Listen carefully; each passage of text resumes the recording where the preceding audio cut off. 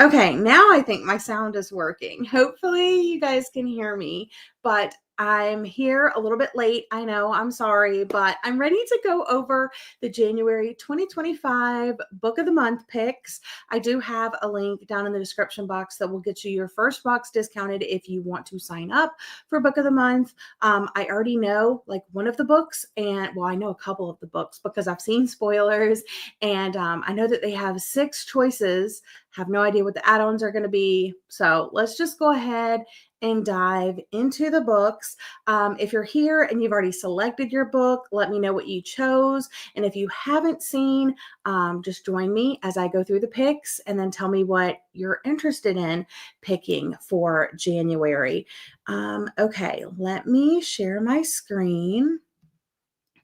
But let's see. Marisol's here. I'm here and I'm going in blind. Oh my goodness, without checking the app regarding the picks. Yay!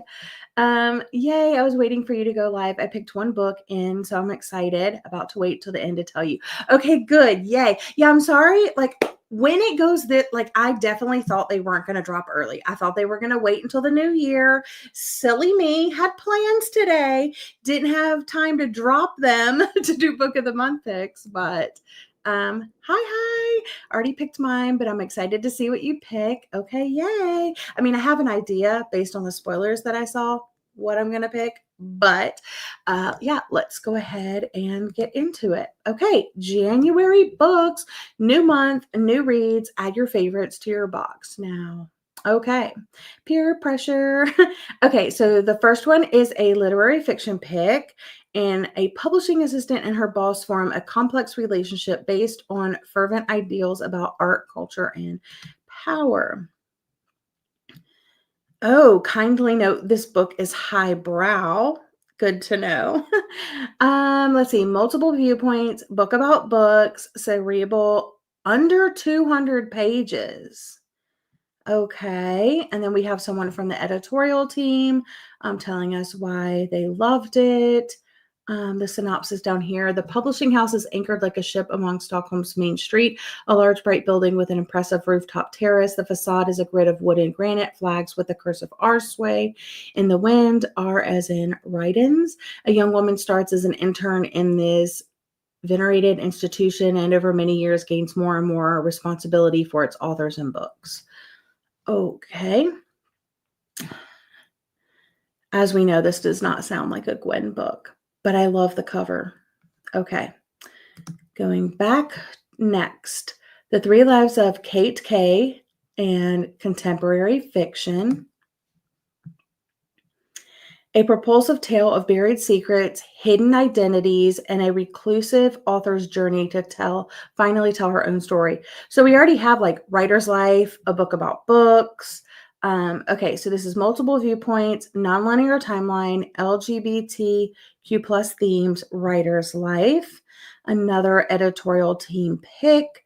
She knows how to craft a story. As the creator of a best-selling book trilogy that struck box office gold as a film series, she's one of the most successful authors of her generation. The thing is, Kate Kay doesn't really exist. She's never attended author events or granted any interviews. Her real identity has been a closely guarded secret until now. Interesting. All right, we have a historical fantasy. Quick take. Adventure, forbidden romance, and a bloodshed abound in this epic retelling of an infamous ancient female ruler. Not for the faint of heart, this book is gruesome. 400 plus pages, salacious, multiple viewpoints based on a classic. Another editorial team pick. A common woman, the governor she married, the king who loved them both. Babylonia across the centuries has become the embodiment of lust, excess, and dissolution power. In this world, you have to kill to be king, or in the case of Sumerians, an orphan raised on the outskirts of the empire queen. Okay, it does sound gruesome. I mean, it has a big dagger on the front, so that should be like a hint. Okay, I'm glad to see the favorites by Lane Fargo. This is contemporary fiction novel.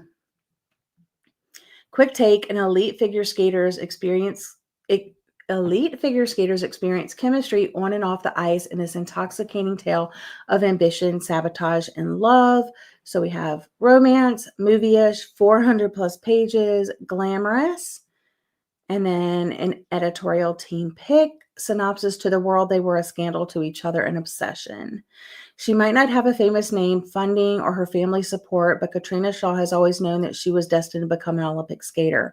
When she meets Heath, a lonely kid stuck in the foster care system, their instant connection makes them a formidable duo on the ice.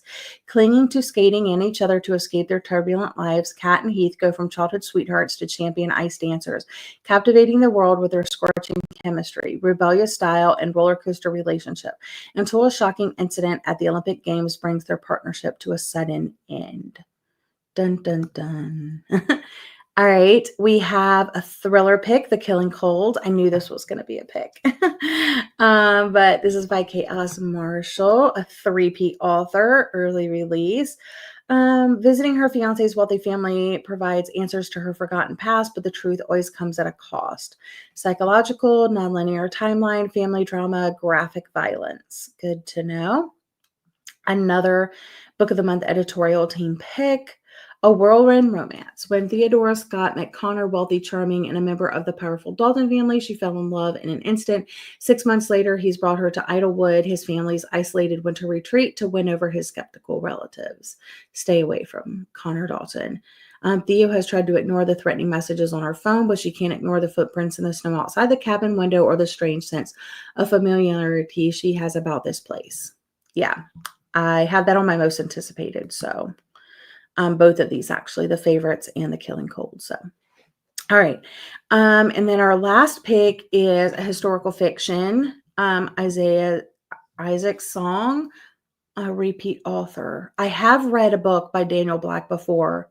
Don't Cry for Me, I think is the name.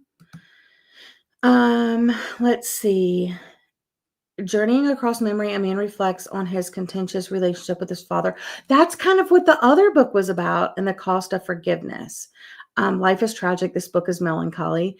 80s, LGBTQ plus themes, family drama, graphic violence. Yep, if you read Don't Cry for Me, which I'll show you what that one is. That's this one. I've read that. That's also about a father-son relationship. Isaac is at a crossroads in his young life. Growing up in Missouri, the son of a caustic, hard-driving father, he was conditioned to suppress his artistic pursuits and physical desires, notions that didn't align with a traditional view of masculinity. But now, in the late 80s Chicago, he's finally carved out a life of his own. Okay. All right. So those are the main picks. Quite a mix of genres, so that's good to see. Man, why am I toying with getting both of these? I'm trying to be better in the new year, but I gotta see. So what do y'all think about the main picks? Let me know what you think about the main picks, and then we'll go over the add-ons. Let's see. Hello, Yvette. Hey, Angie. Oh my goodness, completely filled your whole box. I picked the favorites. They'll Never Learn was one of my, exactly, but I was a little hesitant. I'm like, okay, she's going from like a thriller to like a romance, but I mean, I'm excited about it. I'm probably gonna get it. Hey, Jackie. Happy almost New Year. I got a Killing Cold, but I'm buying the favorite. Oh, that's a good choice. You know, like buy it separately. Think you're getting the favorites. Hello, April. I chose the Killing Cold because, yeah, exactly. I knew, like, as soon as I saw it, I was like, oh, well, sleep when I'm dead. So that's fun. A Killing Cold was my pick. Also, I added Bright Young Women for my TBR. I'm tempted by the favorites, but I'm not sure. Did anybody get any add-ons? Okay, let me see. I'm definitely getting A Killing Cold because I've read, like, you know, her other books and I've generally enjoyed them, some better than others. But I might add on the favorites, just saying. But let's see if they have any add-ons that are interesting. New and recent add-ons. The House of My Mother, We Could Be Rats, A Sea of Unspoken Things, What Happened to the McCraes, The Stolen Queen. Wow, there's a lot. There's a lot. Okay, let's just start here. So if you add this one to your box, it's a memoir. It'll ship it's a little bit later, like a week, you know. In this shocking memoir, the daughter of a disgraced vlogger finally gets a chance to tell her side of the story. Okay. Family drama, unsettling, buzzy, coming of age. Sherry Frankie's like childhood was a constant battle for survival. Her mother, Ruby Frankie, enforced a severe moral code while maintaining a facade of a picture-perfect family for their wildly popular YouTube channel, 8 Passengers, which documented the day-to-day life of raising 6 children for a staggering 2.5 million subscribers. But a darker truth lurked beneath the surface. Ruby's wholesome online persona masked a more tyrannical parenting style than anyone could have imagined. I mean, it actually sounds really good. Okay. We Could Be Rats, contemporary fiction. In the midst of a horrific event, 2 sisters write a series of letters attempting to express their inexpressible. Emotional, LGBTQ plus themes, multiple viewpoints, siblings. Sigrid hates working at the Dollar Pal, having always resisted the idea of growing up and the trappings of adulthood.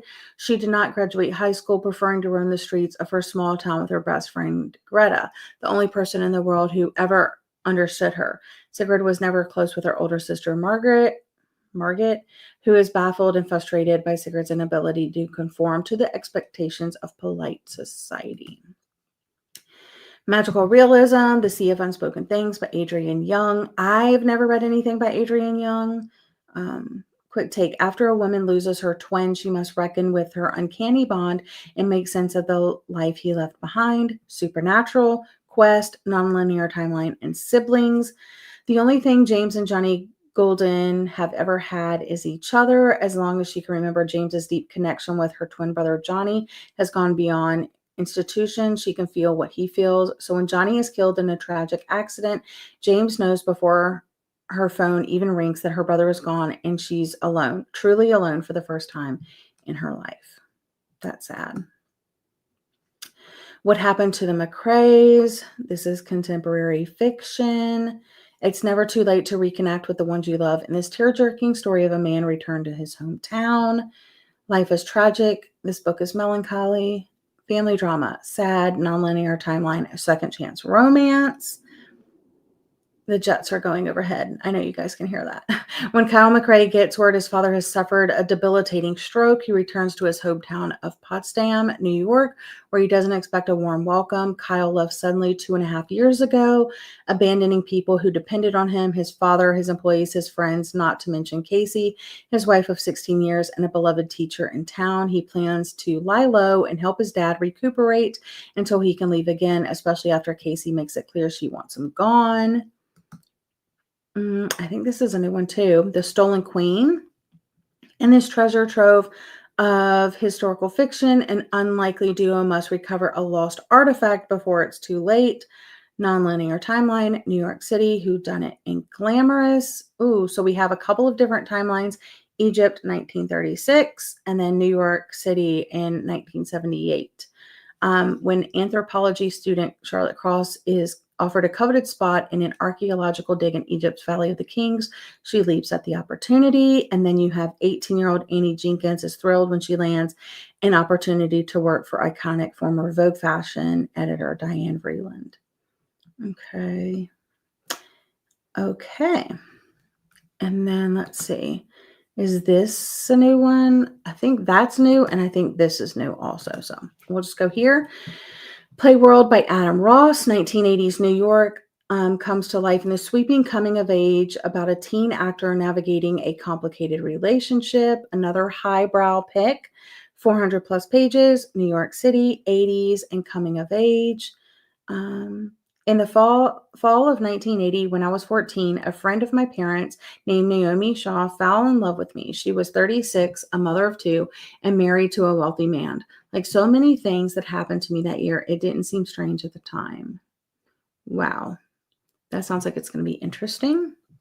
And then I think This is the last new one, More or Less Maddie. And this is a contemporary fiction pick. After an unwanted mental health diagnosis, a college student navigates what it means to feel more or less herself. Emotional, social issues, heavy read, New York City. Maddie Banks is just like any other stressed out freshman at NYU between schoolwork, exams, navigating life in the city, and a recent breakup. It's normal to be feeling overwhelmed. It doesn't help that she's always felt like the odd one out in her picture perfect Connecticut family. But Maddie's latest low is devastating low, and she goes on an antidepressant. She begins to feel good, dazzling in fact, and she soon spirals high into a wild and terrifying mania that culminates in a diagnosis of bipolar disorder. That one actually sounds really good too. But yeah, so I think those are all of the new add-ons, but just in case, I'll flash the other ones on the screen. I know that was like a Christmas one. I think that was there before. Yeah, these were all there before. Okay. So you'll have to let me know if any of those sound good. There's a bigger view for you. Yeah, I mean, so many of them sound good, but I really need to wait for reviews. I need to wait for people that I trust to read them and tell me what they think. But yeah, let me know your thoughts about that. Definitely getting More or Less Maddie. Going with A Killing Cold. Awesome. Well, yeah, let me know, like, if you're not here now and you watch this back later, let me know what you ended up picking. I'm definitely getting A Killing Cold, and I might get the favorites too. I mean, so many of them sound good, and I love the mix up of genres for January. So good job. Good job for them, because I was worried going into a new year when I skipped so much last year. But thank you guys for coming and watching and checking out the picks with me. On January 1st, I will be back for the Aardvark Book Club picks, and I hope to see you then. But I hope you have a happy day and a happy new year, and I'll see you all on the 1st. All right. Bye, friends.